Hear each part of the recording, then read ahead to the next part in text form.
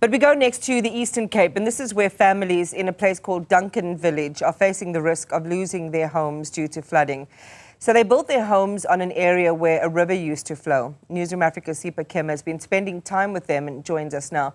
Sipha, when we do these stories, and also where you were yesterday, a similar issue where people are living close to, close to a watermark or to a body of water, we know that there are risks involved with that. Just talk to us about whether they were aware of these risks, why they built their homes there, and what their concerns are now for the next few hours and days. Absolutely, Iman, and that's exactly what we're going to do. We're going to speak to Sicelo, and he's going to tell us about, him building here. He knew that this was a dangerous area and the reasons why communities choose to expand and actually build on top of not just the riverbanks but the rivers itself. Now we've gotten to the other side because I wanted to show you how that there is a flowing river nearby. The other side, it had dense and thick shrubs and bushes, so we couldn't really see inside. But here on this side you could see there's a pipeline, a sewage line as well, that is flowing through here, and this is dangerous, Iman, as you can imagine. There are structures, informal structures, that are literally hanging just over this river. Now, to show you on Tuesday where this river actually flowed up to, you can see by the debris on the trees. That's what's going to show you where the river came up to on Tuesday night. Now, that was not one of the worst floods they've seen. We've seen this area totally flooded.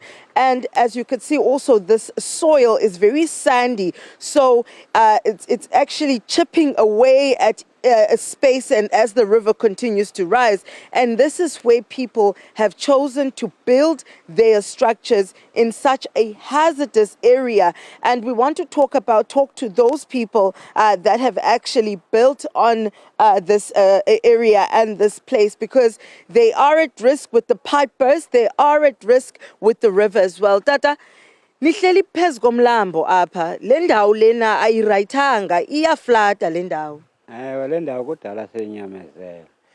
Yayingamahlathi kuqala kwenziwa nebhlorho. Ngoku abantu ngenxa bechaneka bengenandawo zohlala baphuma abanye kwemabhoda bazozimela kule ndawo. Nam ndihlala kwalapha nam negali apha. Igali lakho nalo leli lijinga pha. Ngoku tata, ngoku busakha pha ubungaqondi indawo okha kuyo, ngoba iyabonakala imeko yenondawo enomfula ayisibubungozi. Ewe, ngenxa yokuba ke sekwakwenziwe ibhlorho siqomba amanzi akanosichana. Ngoku kwase kwaxinana ke ento zitsaleka zonke ngamanzi ngapha zafowisha apha yaqhekeka ibhlorho kwade kwatshona nabantwana. Amagala amaninzi ke ngoku angenwa ngamanzi, zamoshakelwa zimpahla sathina, abanye bamkisiwe, abanye sisajongile nathi.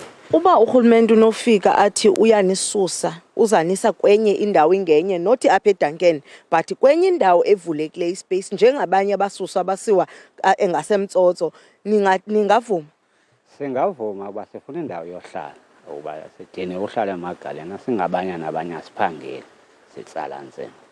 All right, Tata. Diabulela kakhulu. That's one of the residents here. He actually has one of his house. The structure is literally on the riverbank. You could see the river coming close, and when it flows, his house is affected. So he says when he arrived here years ago, the river wasn't flowing, wasn't active. As you could imagine, with time and with climate change, man, we're seeing a lot of these floods that have been happening during this particular time here in the Eastern Cape for consecutive years now. We've seen this time around is known for floods in these areas, more especially in areas like Duncan Village. So he says back then there was no river that was flowing, so that's why they chose, because he's looking for a place to stay and they felt as though they had no other options. He says that this here where we were walking now, it used to be an actual proper bridge, but then it started to fall apart.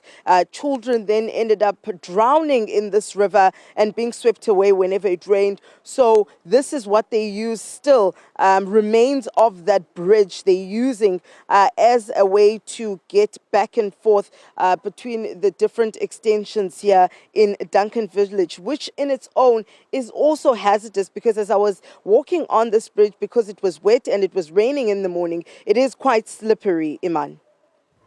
Oh, so, Sipha, the pictures you're sharing with us are just, again, such a stark reminder of the lived experiences of South Africans. We don't wake up equal in this country every day, and right out of the gates you're dealing with what is in your immediate environment, a challenge that they're living with around having all of their things disappearing in a matter of moments if those floodwaters do rise. And that's the concern then. That's why we went to Sipha this morning